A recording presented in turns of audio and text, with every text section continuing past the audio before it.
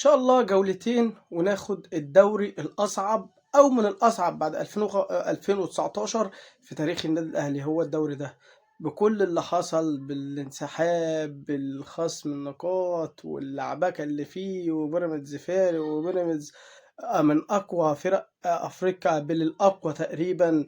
عندهم استقرار في كل حاجة، وانت تطلع كنادي أهلي بتاريخك بعظمتك بعراقتك بكل حاجة فيها سمات البطل، طلعت القمة تاني. حقيقي لا لا، دوري هيتحط في خانة لوحدها. بعيدا بقى عن ده كله، ان شاء الله لو خدنا الدوري ده نحط صورتين، صورة او 3 صور معلش. صورة ياسر ابراهيم في ماتش بتروجيت 3-2 في طلعة الشناوي الأخيرة، اللي هو ساب الجون كده مع نفسه وشالها من الجون.